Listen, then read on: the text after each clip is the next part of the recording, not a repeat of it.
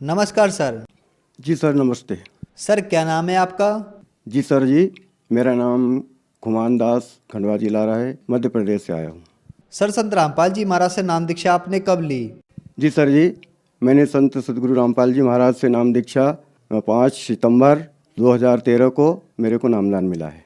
Sir संत रामपाल जी महाराज से नाम दीक्षा लेने से पहले क्या आप कोई भक्ति साधना भी करते थे? जी सर जी, संत सदगुरु रामपाल जी महाराज जी से नामदान लेने से पहले दास जो हिंदू धर्म के देवी देवता हैं उनको पूजना, व्रत उपवास करना और रामलीला में पाठ करना, और संत सिंगाजी महाराज हमारे हरसोद तहसील के संत हुए हैं, प्रसिद्ध संत हैं जिनको 3-4 जिले के लोग मानते हैं। उन संतों का भजन गाना झान मृदंग पे बजा करके और 25 साल तक मंडल बनाकर मैंने भजन गाया और लोगों को ज्ञान समझाता था सर जी।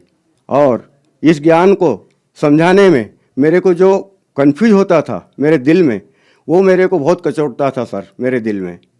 जैसे दास रामलीला में राम का पाठ करता था, पवित्र रामायण जी में जो एक प्रसंग आता है कि श्री विश्वामित्र जी के साथ राम जी और लक्ष्मण जी जनक जी के दरबार में, जनक जी के वहाँ गए थे पुष्प वाटिका में, उनने विश्वामित्र जी ने उनको फूल तोड़ने के लिए भेजा था और वहाँ पर माता सीता जी अपनी सखियों के सहित गौरी पूजने के लिए वहाँ आई थी वाटिका में। तो श्री राम जी ने लक्ष्मण जी से कहा था कि भाई लक्ष्मण, सो सब कारण जान विधाता, फरक ही सुबग अंग सुन भराता। हे भाई लक्ष्मण, मेरे शुभ अंग फरकते हैं, दाहिने अंग फरकते हैं, इनका कारण तो विधाता ही जाने। तो सर जी ये समझ के मैं कंफ्यूज होता था। क्यों कि मैं तो श्री राम को परम सुप्रीम मानता था, अंतर्यामी मानता था, घट घट के वासी जानता था और सर्वा सर्वे जानता था। मेरे राम थे इष्ट और राम इष्ट ऐसा बोल रहे हैं कि वो कारण, मेरे अंग फरकने का कारण तो विधाता जाने। वो कौन विधाता होगा? तो दास बहुत कंफ्यूज होता था। फिर दूसरा प्रसंग है रामायण में कि श्री राम जी, श्री लक्ष्मण जी, श्री जानकी जी पिताजी की आज्ञा लेकर वन को चले जाते हैं, 14 वर्ष के लिए वनवास जाते हैं और भरत जी और शत्रुघ्न मामा के घर गए हुए होते हैं और यहाँ पर दशरथ जी के प्राणस्थ हो जाते हैं। उस समय श्री महाराज वशिष्ठ जी जो सूर्य कुल के गुरु थे, श्री राम जी के गुरु थे, श्री महाराज दशरथ जी के गुरु थे, वो सूर्य कुल के गुरु वशिष्ठ जी से भरत जी ने पूछा कि महाराज ये क्या है? सब जनता व्याकुल है, माताएं उदास है, व्याकुल हो रही है, पिताजी प्राणस्थ हैं, भैया राम लक्ष्मण और जानकी माता कहाँ गए हैं? तो वशिष्ठ जी ने क्या कहा था? सुनहु भरत भावी प्रबल, बिलख कहे मुनिराय, हानि लाभ जीवन मरण, यश अपजस विधिहात। ये रामायण में दोहा है सर, मैं आपको क्या बताऊं।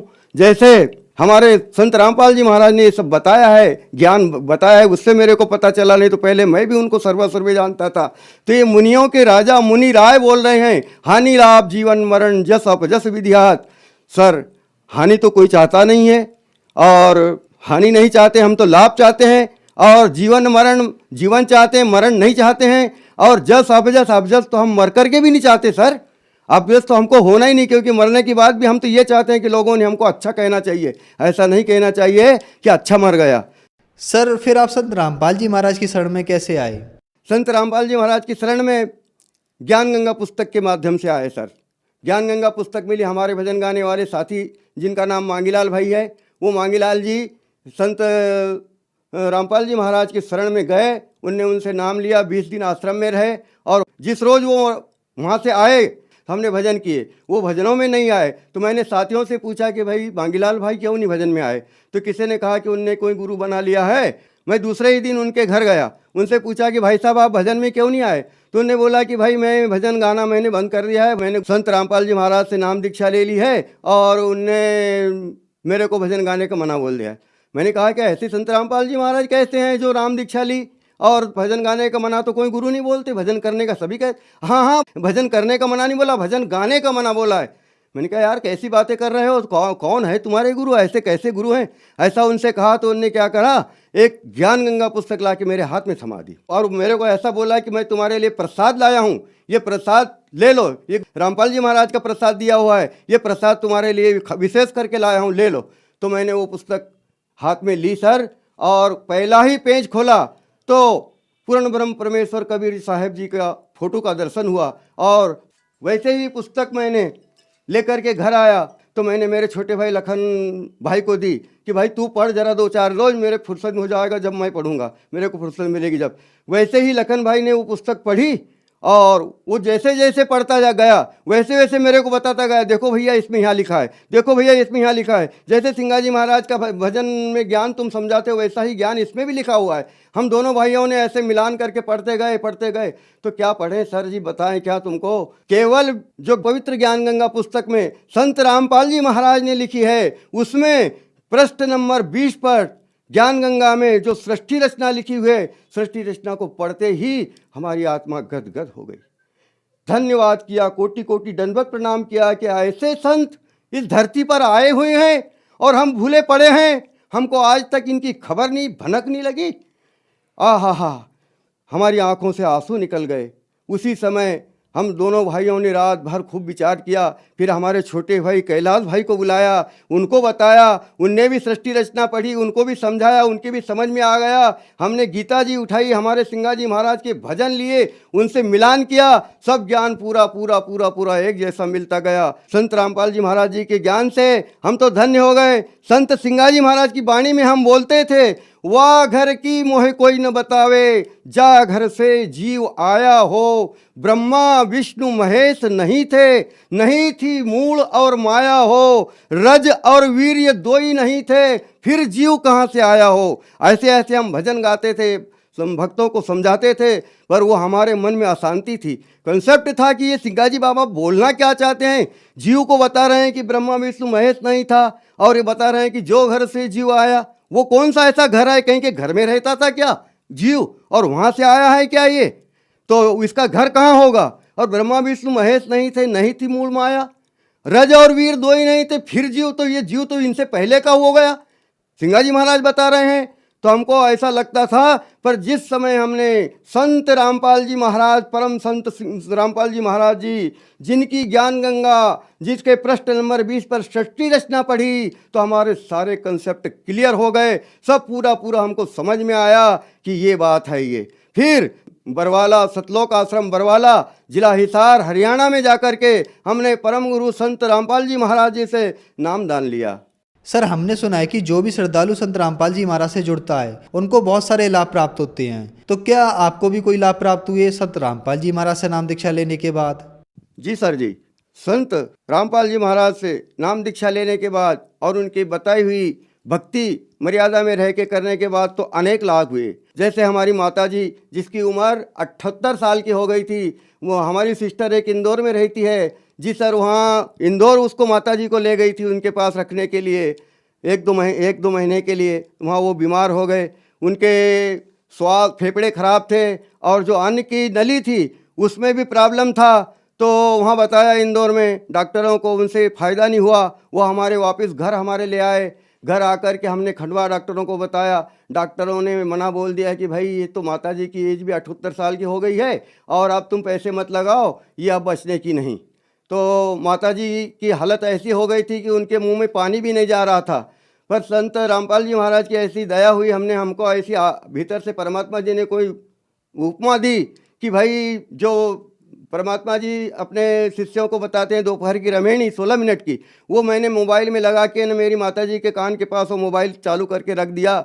माता जी ने 16 मिनट रमेणी सुनी। सर क्या बताएं, ऐसा चमत्कार हुआ कि माता जी ने आंखें खोल दी। माता जी ने मेरे से खड़े होने को बोला तो माता जी पलंग के ऊपर बैठ गई। मैंने पीछे से हाथ लगाया, सहारा से बैठ गई और उसी समय बोलने लगी कि थोड़ा सा खाना लाओ, मैं रोटी खाऊंगी तुम्हारा। सर जी, माता जी ने रोटी खाई और धीरे धीरे 2-4 दिन 8 दिन में उनकी तबीयत ठीक हो गई। इसके बाद में वो 2 साल तक जिए। तो हमारी माता जी को 2 साल के लिए संत रामपाल जी महाराज, हरियाणा वाले रामपाल जी महाराज ने उम्र बढ़ाई। मैं उनको कोटि कोटि धन्यवाद करता हूँ, कोटि कोटि प्रणाम करता हूँ। और दूसरा लाभ, मेरी पत्नी 5 साल से गठिया वाय में पीड़ित थी। उसके ये अंगूठे उंगलियां सूज जाती थी, जोड़ जोड़ में दर्द होता था, घर के काम काज करने में बहुत दर्द महसूस करती थी, रोती थी और उनको सर में चक्कर बना रहता था। तो वो क्या करती थी कि रोज़ शाम को कपड़े को गीला करके और गीली पट्टी सर पे रख के सोती थी, रोज़ रोज़ यही होता था। तो सर ये सब मैं जुड़ा परमात्मा रामपाल जी महाराज जी से। उसके बाद मेरी पत्नी को जुड़ा, उनसे नामदान दिलाया और जैसे ही उनने नाम लिया उनका वो रोग भी समाप्त हो गया। आज वो तंदुरुस्त है और अच्छे, कोई तकलीफ नहीं है और अच्छे घर का खेती का सबका काम करती है। संत रामपाल जी महाराज की दया से, संत रामपाल जी महाराज की कृपा से मेरी पत्नी को भी ये लाभ हुआ है। तीसरा, मेरे छोटे भाई कैलाश, जिसका नाम कैलाश है, वो बाजार सब्जी बेचने के लिए भीड़ गया हुआ था। वहाँ से मोटरसाइकिल से वापस शाम को आ रहा था तो और उसने अपने कान में संध्या आरती लगा के, कान में लीड लगा के और आरती करते हुए अकेला गाड़ी पे आ रहा था। पीछे से एक शराब पिया हुआ व्यक्ति गाड़ी चलाता आया। ये मेरा भाई मैं अपनी साइड में चल रहा था, पर उसने आते से उसकी साइड में जा कर के उसको गाड़ी को ठोका और गाड़ी गिर गई और भाई भी गिर गए और एक कम से कम 10-20 फीट तक घिसते गए। तो उस एक दो जगह चोट खरोच लगी, बाकी कुछ ही नहीं। तो उस दिन ऐसा हाल था, देखने वालों ने बताया कि ऐसा हाल था कि या तो इनने मर जाना था या फिर हाथ पैर सर कुछ भी फूट जाना था, टूट जाना था। पर संत रामपाल जी महाराज की दया से मेरे भाई को भी परमात्मा ने जीवन दान दिया। और एक लाभ मैं बताऊं सर, मेरा बड़ा लड़का जिसकी उम्र 30 साल की है, उसकी शादी नरलाय में हुई। नरलाय में उसकी बहू को और बच्चे को लेने के लिए गया था तो गांव जलवा के पास जाकर के एक पिकअप भरी हुई आ रही थी, तेंदू के पत्ते की बोरियां रखी थी उस पर और पिकअप भरी हुई आ रही थी और मेरा बच्चा 40-45 की स्पीड में अपनी साइड में चल रहा था। तो उसी समय वो पिकअप चलाने वाले ड्राइवर का ध्यान कहाँ था कि ऊपर जो घरों में लाइन गई थी बिजली की, उसकी सर्विस को बचाने के लिए, वो पिकअप बहुत ऊंची भरी हुई थी, सर्विस को बचाने के लिए उसने एकदम से गाड़ी मेरे बच्चे की मोटरसाइकिल तरफ एकदम से मोड़ दी और बच्चे की मोटरसाइकिल और उनका पिकअप का आमना सामना टक्कर हुआ। आमने सामने के टक्कर में कम से कम 100 फीट तक मेरी मोटरसाइकिल आड़ी घिसाती हुई चली गई और बच्चे को किसी ने उठा के और दूर खड़ा कर दिया। गांव वाले 50 इकट्ठे हो गए। सब ने कहा कि भाई ये तो ख़त्म हो गया।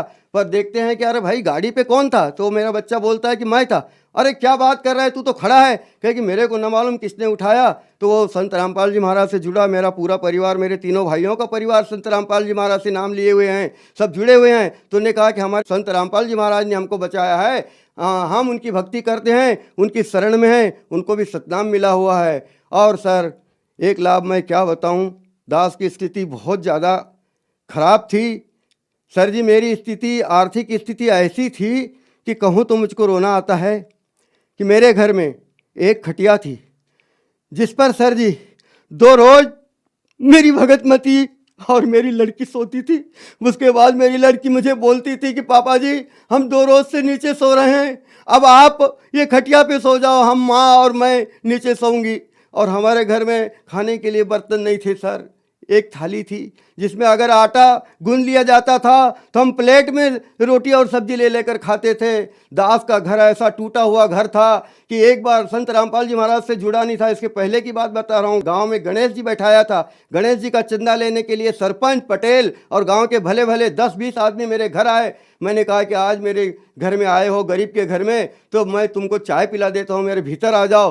तो भीतर आने से मना कर गए कि हम भीतर आएंगे तो तुम्हारा घर तो ऐसा है कि न मालूम हमारे नीचे ऊपर गिर जाए। तो बाहर आंगन में बैठे रहे, वहाँ उनको मैंने ले जाके चाय दिया और चाय पिलाई, पर वो भीतर नहीं आए। ऐसा मेरा घर था जिसमें हम रहते थे सर, ये कंडीशन थी, ऐसी स्थिति थी। आज संत रामपाल जी महाराज की दया से मेरा घर, मेरे परिवार वालों में, मेरे परिवार के जितने भी हैं उनसे मेरा घर सबसे अच्छा है गांव में। और मेरा एक छोटा बेटा और बहू इंदौर में रहते हैं, सर्विस करते हैं। तो सर जी उनके पास मकान नहीं था, किराए के मकान में रहते थे। तो मैंने संत रामपाल जी महाराज से प्रार्थना करी, गुरुदेव दास के बच्चे के पास मकान नहीं है। संत रामपाल जी महाराज का आदेश आया, बेटा भक्ति करते रहो, परमात्मा दया करेंगे। हम भक्ति करते रहे। दास की क्या औकात थी, परमात्मा जी ने 13 लाख का मकान मेरे बच्चे को अगले साल दिलाया है। मैं परमात्मा जी के गुण कहाँ तक गाऊं? हे मालिक, हे संत रामपाल जी महाराज, परमात्मा जी के गुण गाना तो ऐसा है कि जैसे धरती का कागज करूं, कलम करूं बन रहा है, 7 समुद्र की स्याही करूं तो गुरु गुण लिखा नहीं जाए, ऐसा है। कहाँ तक वर्णन करें इनके लाभों की। मेरे को भी साइटिका थी, डॉक्टर उबेजा का इलाज चलाया मैंने साल भर, खंडवा वाले, और उबेजा डॉक्टर ने मेरे को बोल दिया कि तुम्हारा पैर में साइटिका है और ये पैर की हड्डी बढ़ गई है और इसको काटना पड़ेगा, इसलिए तुमको ऑपरेशन करवाना पड़ेगा। सर मैंने कोई ऑपरेशन नहीं करवाया, मैंने जैसे मालिक से नाम लिया परमात्मा जी से, संत रामपाल जी महाराज को मैंने प्रार्थना भी नहीं लगाई और वैसे ही मेरे साइटी का रोग चला गया। क्योंकि जब हम पहले शुरू में उनसे जुड़े थे तो हमको तो प्रार्थना का भी ज्ञान नहीं था कि प्रार्थना लगाते हैं और कैसा होता है, मगर मन ही मन मैंने कहा कि मालिक मेरे को ये तकलीफ़ हो रही है चलने फिरने में, इसको अच्छा कर दो। तो रामपाल जी महाराज ने मेरी साइटिका की बीमारी को भी ख़त्म कर दिया। सर, मैं संत रामपाल जी महाराज से जुड़ने के पहले सुपारी तम्बाकू खाता था, गुटखा पाउच खा लेता था और कहीं जाने आने के समय मेहमान जाते थे जब हम बीड़ी सिगरेट भी पी लिया करते थे। सर रामपाल जी महाराज जी के शरण में जाने से मेरी तम्बाकू, सुपारी और गुटखा खाता था, ये सब छूट गया। हम इसको छोड़ने के लिए मैंने बहुत प्रयत्न किए। सिंगाजी महाराज को इष्ट मानता था। जब मैं सिंगाजी महाराज के समाधि पे जाकर 2-3 बार छोड़ के आया, नहीं छूटी।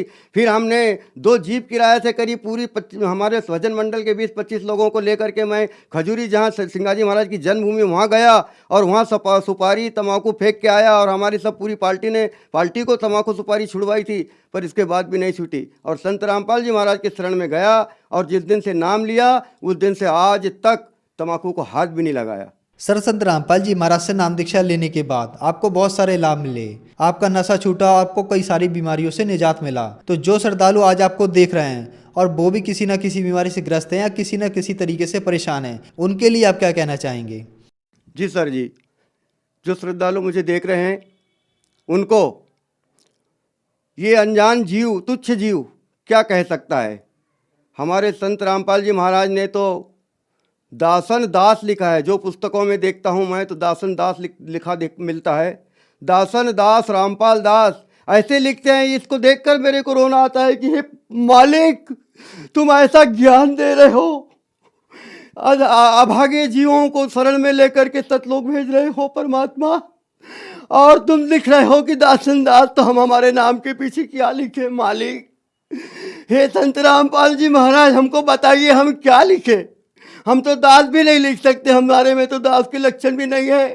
हे परमात्मा, मैं तो क्या कहूँ संसार वालों को, मेरे परिवार वालों को और प्रभु प्रेमी आत्माओं को जो भगवान से मिलना चाहते हैं, उनको मैं तो यही कहता हूँ, सभी प्रभु प्रेमी आत्माओं को, और ख़ास करके मेरे भजन मंडल के मेरे जितने भी साथी हैं उनको, मेरे रिश्तेदारों को, और जो नए भी जुड़े हैं उनको, कि तुम ये बात को छोड़ो कि तुम्हारे गुरु और हमारे गुरु, तुम्हारे गुरु और हमारे गुरु। अरे तुम्हारे गुरु हमारे गुरु से क्या लेना देना है भाई? ज्ञान मिलता है, ज्ञान लो और अपना मोक्ष कराओ और सतलोक चलो। क्या यहाँ रहोगे? यहाँ रह के क्या कर लोगे?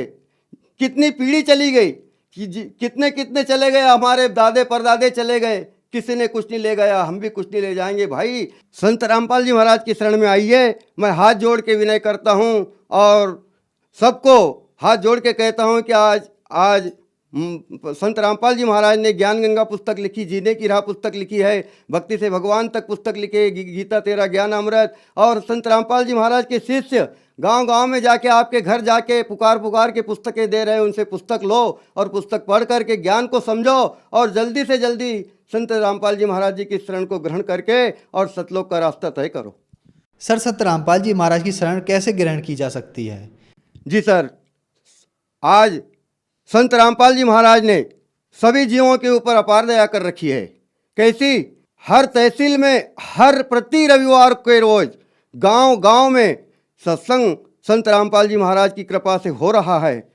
संत रामपाल जी महाराज के शिष्य गांव-गांव में जाकर प्रति रविवार, और बीच में भी समय मिलता है तो बीच में भी सत्संग करते हैं। और उस सत्संग में रामपाल जी महाराज का आदेश है कि एक दिन का नामदान भी दिया जाता है। और कोई भगत और शिष्य ये सत्संग भी नहीं करता और नामदान भी नहीं देता, ये तो खुद स्वयं संत रामपाल जी महाराज ही सत्संग करते हैं और वो खुद ही LCD के माध्यम से नाम देते हैं। तो जिन भी भक्त आत्माओं को उनका ज्ञान समझ में आ जाए, अगर नामदान लेना है तो नज़दीकी नामदान सेंटर परमात्मा जी ने हर जगह खोल रखे हैं। वहाँ पर जाकर जो भी नज़दीक पड़ता है वहाँ जाकर के संत रामपाल जी महाराज से नामदान लेकर के अपना कल्याण करवा सकते हैं। धन्यवाद सर। जी सर, सत्ला।